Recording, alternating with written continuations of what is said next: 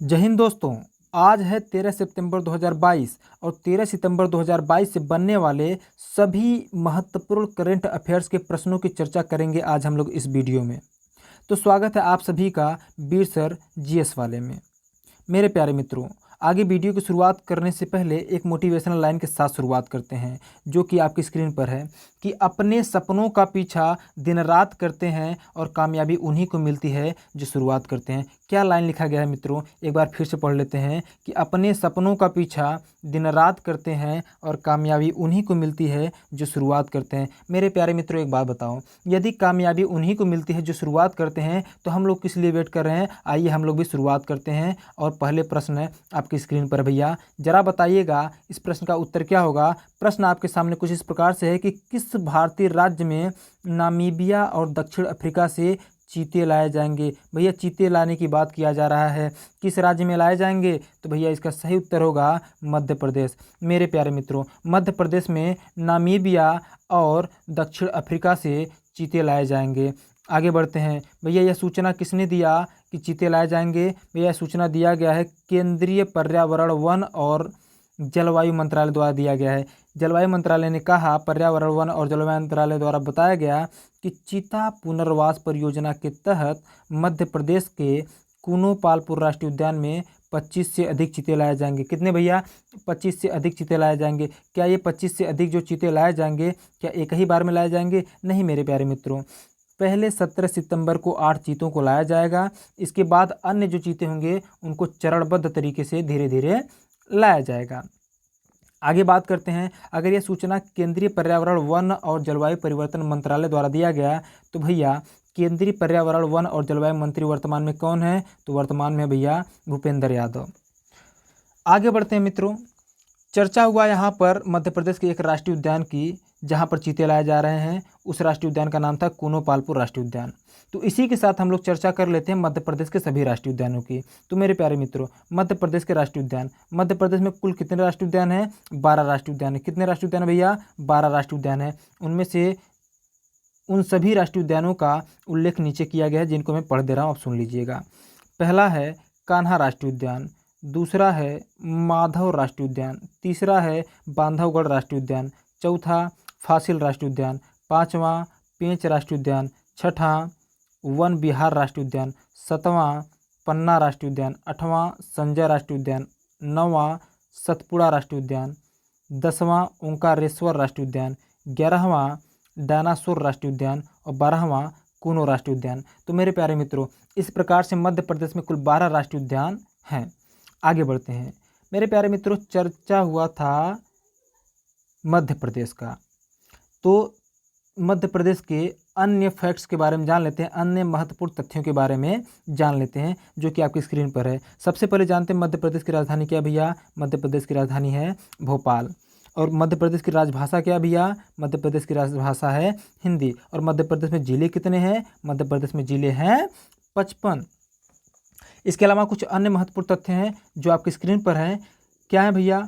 उनको भी पढ़ लेते हैं। 1 नवंबर 2000 से पहले मध्य प्रदेश क्षेत्रफल की दृष्टि से भारत का सबसे बड़ा राज्य था। ये भैया 1 नवंबर 2000 से पहले मध्य प्रदेश क्षेत्रफल की दृष्टि से भारत का सबसे बड़ा राज्य था। तो वर्तमान में कौन भैया? तो वर्तमान में भारत का सबसे बड़ा राज्य क्षेत्रफल की दृष्टि से है राजस्थान। 1 नवंबर के बाद यह पहले स्थान पर क्यों नहीं रह जाता है? क्योंकि दूसरे पॉइंट में यहाँ पर हमने मेंशन किया है कि 1 नवंबर 2000 को मध्य प्रदेश के 16 जिलों को काट करके एक नया राज्य छत्तीसगढ़ बना दिया गया, जिससे कि मध्य प्रदेश का जो क्षेत्रफल है छोटा हो गया और पहले नंबर पर राजस्थान आ गया। अगला पॉइंट है कि मध्य प्रदेश भारत के 5 राज्य के साथ सीमा बनाती है। कभी कभी यह भी पूछ लिया जाता है मित्रों कि मध्य प्रदेश भारत के कितने राज्यों के साथ सीमा बनाती है? तो मध्य प्रदेश भारत के 5 राज्यों के साथ सीमा बनाती है। उत्तर प्रदेश, छत्तीसगढ़, महाराष्ट्र, गुजरात और राजस्थान के साथ सीमा बनाती है। मेरे प्यारे मित्रों, बात कर लेते हैं मध्य प्रदेश के प्रमुख पर्यटन स्थलों के बारे में। तो मध्य प्रदेश के प्रमुख पर्यटन स्थलों में है खजुराहो, सांची का स्तूप, ग्वालियर का किला, पंचमढ़ी, चोली, भीमबेटका इत्यादि। ये सारे मध्य प्रदेश के प्रमुख पर्यटन स्थल हैं। मेरे प्यारे मित्रों, आगे बढ़ते हैं। थोड़ा सा यहाँ पर हमने एक मैप लगाया हुआ है। अगर मध्य प्रदेश को देखना चाहेंगे कि भारत में मध्य प्रदेश है कहाँ, तो मेरे प्यारे मित्रों ये पूरा भारत का मैप है। भारत के मैप के बीचों बीच में जो लाल वाला क्षेत्र दिख रहा है ये है मध्य प्रदेश राज्य। आगे बढ़ते हैं। ये जो चीते हैं कहाँ से लाए जा रहे हैं भैया? ये चीते लाए जा रहे हैं नामीबिया से और दक्षिण अफ्रीका से। कहाँ से भैया? नामीबिया से और दक्षिण अफ्रीका से लाए जा रहे हैं। तो इनके बारे में भी थोड़ी थोड़ी जानकारी को हासिल कर लेते हैं। नामीबिया, पहले नामीबिया की राजधानी क्या है भैया? विंडहक है भैया। इसकी राजभाषा क्या है? अंग्रेजी है। मुद्रा क्या है? नामीबियाई डॉलर है। ठीक इसी प्रकार से दक्षिण अफ्रीका के बारे में देख लेते हैं। दक्षिण अफ्रीका की राजधानी केप टाउन या प्रिटोरिया है। राजभाषा अंग्रेजी है। मुद्रा दक्षिण अफ्रीकी पाउंड है। आगे बात करते हैं। अगर मैप में बात करें तो भैया ये दोनों ही अफ्रीका महाद्वीप के देश हैं। ये दोनों नामीबिया और दक्षिण अफ्रीका दोनों ही अफ्रीका महाद्वीप के देश हैं। और यहाँ पर हमने अफ्रीका महाद्वीप का मैप लगाया हुआ है। जो हरा वाला क्षेत्र दिख रहा है भैया ये है नामीबिया, और ये जो भगवा कलर का क्षेत्र दिख रहा है यह है साउथ अफ्रीका, दक्षिण अफ्रीका है। तो मेरे प्यारे मित्रों, अफ्रीका जो है दुनिया का दूसरा सबसे बड़ा महाद्वीप है। तो अगर बात करेंगे सबसे बड़ा महाद्वीप कौन है, दुनिया का सबसे बड़ा महाद्वीप, तो दुनिया का सबसे बड़ा महाद्वीप कौन है भैया? एशिया महाद्वीप है। चलिए मेरे प्यारे मित्रों आगे बढ़ते हैं और हमको देखने को मिल रहा है दूसरा प्रश्न है। दूसरा प्रश्न क्या है भैया? दूसरा प्रश्न कह रहा है संघाई सहयोग संगठन शिखर सम्मेलन 2022 का आयोजन किस देश में किया जाएगा? तो मेरे प्यारे मित्रों इसका सही उत्तर है उज्बेकिस्तान। उज्बेकिस्तान में संघाई सहयोग शिखर संगठन 2022 का आयोजन किया जाएगा, जो कि 15 से 16 सितंबर के बीच होगा। जो कि 15 से 16 सितंबर 2022 के बीच होगा। कहाँ आयोजित होगा भैया? उज्बेकिस्तान में होगा। इसमें भैया प्रधानमंत्री नरेंद्र मोदी भी हिस्सा लेने जाएंगे। हमारे देश के यशस्वी प्रधानमंत्री नरेंद्र मोदी भी इस शिखर सम्मेलन में भाग लेंगे। आगे बढ़ते हैं भैया, थोड़ा सा बात करते हैं इस शिखर सम्मेलन की, संघाई सहयोग संगठन की। तो ये है क्या भैया? संघाई सहयोग संगठन की स्थापना 2001 में हुआ था। भारत इस संगठन में शामिल होता है 2017 में। इस संगठन का मुख्यालय बीजिंग में है, जो कि चीन का एक प्रमुख शहर है। इस संगठन की आधिकारिक भाषा है चाइनीज और रसियन। और इस संगठन में कुल कितने सदस्य देश है भैया? 9 हैं। कौन कौन से भैया? चीन, भारत, कजाकिस्तान, किर्गिस्तान, पाकिस्तान, रूस, तजाकिस्तान, उज्बेकिस्तान और ईरान। ये 9 देश हैं किसके? संघाई सहयोग संगठन के। बात किया जा रहा है भैया कि यह जो संगठन इस बार का होगा, यह जो सम्मेलन होगा यह कहाँ होगा? उज्बेकिस्तान में होगा। तो मेरे प्यारे मित्रों यहाँ पर मैंने वर्ल्ड का मैप लगाया है और वर्ल्ड के मैप में हमने उज्बेकिस्तान को यहाँ पर दर्शाया है। जो लाल वाला क्षेत्र दिख रहा है भैया बीच में, ये उज्बेकिस्तान है। उज्बेकिस्तान के बारे में कुछ प्रमुख जानकारियाँ या फिर मुख्य जानकारियों के बारे में देख लेते हैं कि उज्बेकिस्तान की राजधानी क्या है भैया? ताशकंद। इसकी भाषा उज्बेक है। इसकी मुद्रा उज्बेकिस्तानी सोम है। और अवस्थिति कहाँ भैया? एशिया महाद्वीप। अगर आप ध्यान से देखेंगे तो भैया जो उज्बेकिस्तान है किस महाद्वीप का देश है? एशिया महाद्वीप का। ये देखिए भैया ये पूरा एशिया है। इसकी इधर यूरोप है, ये है अफ्रीका महाद्वीप, ये है उत्तरी अमेरिका महाद्वीप, ये है दक्षिणी अमेरिका महाद्वीप, ये है ऑस्ट्रेलिया महाद्वीप। ठीक है मेरे प्यारे मित्रों, चलिए आगे बढ़ते हैं। अगला प्रश्न है आपके लिए कि क्रिकेट एशिया कप 2022 का खिताब किस देश ने जीता है? क्रिकेट एशिया कप 2022 का खिताब किस देश ने जीता है? तो मेरे प्यारे मित्रों इसका सही उत्तर है श्रीलंका। श्रीलंका ने मेरे प्यारे मित्रों क्रिकेट एशिया कप 2022 का खिताब जीत लिया है, जिसका फाइनल हुआ था दुबई में। यह जो क्रिकेट एशिया कप का फाइनल हुआ था 11 सितंबर 2022 को हुआ था। यह फाइनल मुकाबला दुबई में खेला गया। इस क्रिकेट एशिया कप 2022 में श्रीलंका ने किसको हराया भैया? पाकिस्तान को हराया। श्रीलंका ने एशिया कप का 6ठा खिताब अपने नाम किया। यह जो एशिया खिताब इस बार 2022 का श्रीलंका ने जीता है, ये कौन सा खिताब था भैया? यह 6वीं बार श्रीलंका ने जीता है। तो मेरे प्यारे मित्रों आगे बात कर लेते हैं थोड़ा सा एशिया कप के बारे में। एशिया कप का जो प्रथम टूर्नामेंट हुआ था भैया वह आयोजित हुआ था यूएई में ही आयोजित हुआ था सन 1984 में। इस बार एशिया कप 2022 में कुल कितने टीमों ने हिस्सा लिया था भैया? 6 टीमों ने हिस्सा लिया था। कौन कौन सी थी भैया? जरा उसके बारे में देख लेते हैं। भारत था, पाकिस्तान, हांगकांग, श्रीलंका, अफगानिस्तान और बांग्लादेश। तो ये 6 देश हिस्सा लिए थे एशिया कप में। यानी कि जो क्रिकेट एशिया कप हुआ था वह केवल और केवल एशियाई देशों के मध्य ही हुआ था। आगे बात करते हैं कि इस एशिया कप 2022 का आयोजन कहाँ हुआ था भैया। तो एशिया कप 2022 का आयोजन हुआ था यूएई में। कहाँ हुआ था भैया? यूएई में। बात करते हैं आगे। आगे एक पॉइंट हमने लिखा है कि साल 2016 में पहली बार और साल 2022 में दूसरी बार एशिया कप को T20 फॉर्मेट में खेला गया। इसका मतलब भैया जो एशिया कप है वह वनडे फॉर्मेट में खेला जाता है, यानी एक दिवसीय मैच के रूप में खेला जाता है। लेकिन 2016 और 2022 इस बार जो एशिया कप हुआ है और जो 2016 में एशिया कप हुआ था उस इन दोनों ही एशिया कप को किस फॉर्मेट में खेला गया है? T20 फॉर्मेट में खेला गया है। ऐसा क्यों किया गया भैया? क्योंकि 2016 के समय भी T20 वर्ल्ड कप सामने था। T20 वर्ल्ड कप के तैयारी के लिए पहली बार 2016 में T20 फॉर्मेट में खेला गया एशिया कप, और 2022 में अभी होने वाला है, ऑस्ट्रेलिया में आयोजित होने वाला है भैया आपका T20 वर्ल्ड कप। तो उसकी तैयारी के लिए 2022 का जो एशिया कप था इसको भी T20 फॉर्मेट में ही खेला गया। आगे बढ़ते हैं। अगर बात करें सर्वाधिक कप किसने जीता है, एशिया कप को किसने जीता है सर्वाधिक टीम, तो वह टीम है भैया भारतीय टीम। इसने 7 बार जीता है।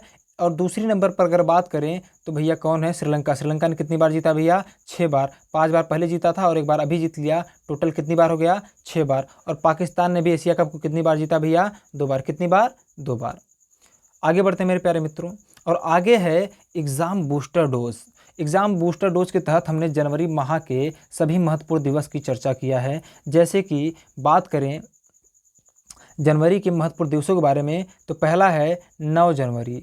9 जनवरी क्या मनाया जाता है भैया? प्रवासी भारतीय दिवस मनाया जाता है। 10 जनवरी क्या मनाया जाता है? विश्व हास्य दिवस मनाया जाता है। 12 जनवरी को राष्ट्रीय युवा दिवस मनाया जाता है। मेरे प्यारे मित्रों, राष्ट्रीय युवा दिवस 12 जनवरी को इसलिए मनाया जाता है क्योंकि इस दिन स्वामी विवेकानंद जी का जन्म हुआ था।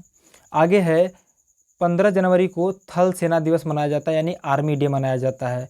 25 जनवरी को भारतीय पर्यटन दिवस मनाया जाता है, पर्यटन को बढ़ावा देने के लिए। फिर 25 जनवरी को ही राष्ट्रीय मतदाता दिवस मनाया जाता है, अपनी मत के योगदान को समझने के लिए, यानी कि मत का जो मूल्य होता है हमारे, उसके महत्व को समझाने के लिए 25 जनवरी को राष्ट्रीय मतदाता दिवस मनाया जाता है। 26 जनवरी को मनाया जाता है गणतंत्र दिवस। 26 जनवरी को मनाया जाता है गणतंत्र दिवस, और 30 जनवरी को मनाया जाता है शहीद दिवस, और 30 जनवरी को ही मनाया जाता है कुष्ठ निवारण दिवस। मेरे प्यारे मित्रों, आपके लिए एक प्रश्न छोड़ के जा रहे हैं कि जो 26 जनवरी को गणतंत्र दिवस मनाया जाता है, गणतंत्र ही क्यों बोलते हैं इसको? इसका उत्तर आपको कमेंट बॉक्स में देना। अगर आप दे सकते हैं तो ज़रूर दीजिएगा। अगला प्रश्न है आपकी स्क्रीन पर कि बीबी लाल जिनका हाल ही में निधन हो गया वह किस क्षेत्र से संबंधित थे? भैया इनके बारे में तो सभी लोग जानते होंगे, अगर नहीं जानते होंगे तो जान लीजिए, ये पुरातत्व विभाग से संबंधित थे। हमने क्यों कहा कि इनके बारे में सभी लोग जानते होंगे? क्योंकि जो अयोध्या की बाबरी मस्जिद है, इन्होंने ही वहाँ पर मंदिर के साक्ष्य ढूंढे थे।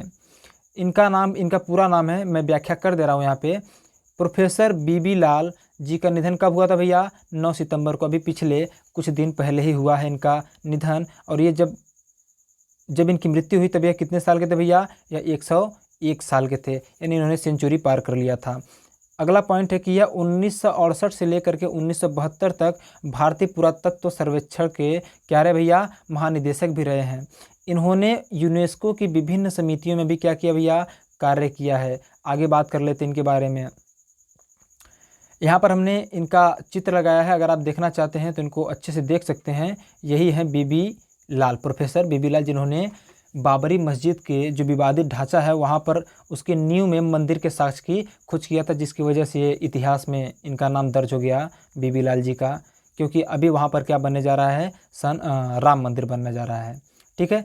अगला पॉइंट है यहाँ पर कि बीबी लाल ने रामायण स्थलों की पुरातत्व परियोजना पर काम किया, जिसमें उन्होंने हिंदू महाकाव्य रामायण में वर्णित 5 स्थलों अयोध्या, भारद्वाजाश्रम, नंदीग्राम, चित्रकूट और श्रृंगवेरीपुर, श्रृंगवेर यहाँ लिख दिए हैं लेकिन होता है श्रृंगवेरीपुर की खुदाई की। मेरे प्यारे मित्रों, ये 5 जगह की खुदाई करते हैं जहाँ पर अयोध्या में बाबरी मस्जिद होता है, वहीं पर ये राम मंदिर के यानी कह लीजिए कि भगवान श्री राम के साक्ष्य पाए जाते हैं, इनका कहना था। और वहीं पर आज भगवान श्री राम का मंदिर बनाया जा रहा है। अगला पॉइंट लिखे हैं कि बीबी लाल सिंह ने अयोध्या में बाबरी मस्जिद के नींव में मंदिर के अवशेष की खोज की, जिसकी वजह से इतिहास के पन्नों में दर्ज हो गए। अगला पॉइंट है सन 2000 में इन्हें पद्म भूषण और सन 2021 में पद्म विभूषण अवार्ड से सम्मानित किया गया। यानी इनको पद्म भूषण और पद्म विभूषण दोनों ही अवार्ड से सम्मानित किया गया। मेरे प्यारे मित्रों, अगला प्रश्न है आपकी स्क्रीन पर, अंतर्राष्ट्रीय दक्षिण दक्षिण सहयोग दिवस कब मनाया जाता है? तो इसका सही उत्तर है 12 सितंबर। सही उत्तर है भैया 12 सितंबर। आगे देखते हैं इसके बारे में क्या कुछ। यह जो दिवस मनाया जाता है भैया, प्रतिवर्ष 12 सितंबर को दक्षिण दक्षिण सहयोग के लिए अंतर्राष्ट्रीय दिवस मनाया जाता है। आप कहेंगे यह दक्षिण दक्षिण सहयोग के लिए क्या है? अगला पॉइंट पढ़िए, खुद ही समझ में आ जाएगा कि यह दिवस वैश्विक दक्षिण में रहने वाले लोगों और देशों के बीच सहयोग के महत्व को बढ़ावा देने के लिए मनाया जाता है। यानी जो दक्षिण के देश हैं, उन वहाँ के जो लोग हैं, उन देशों और लोगों के बीच सहयोग के महत्व को बढ़ावा देने के लिए यह दिवस मनाया जाता है। इस दिवस का जो मुख्य उद्देश्य होता है मनाने का, दक्षिण क्षेत्र में सामाजिक, आर्थिक और राजनीतिक विकास पर जागरूकता फैलाना है। ठीक है मेरे प्यारे मित्रों, आगे बढ़ते हैं। अभी बात कर रहे थे सितंबर के दिवस की, तो सितंबर में अभी तक मुख्य रूप से 2 महत्वपूर्ण दिवस मनाए गए हैं। एक है 5 सितंबर शिक्षक दिवस, 5 सितंबर शिक्षक दिवस, और दूसरा है 8 सितंबर अंतर्राष्ट्रीय साक्षरता दिवस। ओके मेरे प्यारे मित्रों, आगे बढ़ते हैं। आपके लिए एक प्रश्न है कि स्वच्छ पर, यह संविधान से प्रश्न है, आपको इसका उत्तर कमेंट बॉक्स में कमेंट करके बताना है कि स्वच्छ पर्यावरण पाने का अधिकार आपको कौन सा अनुच्छेद प्रदान करता है। ओके मेरा प्यारे मित्रों, तो आज के लिए बस करते हैं। धन्यवाद।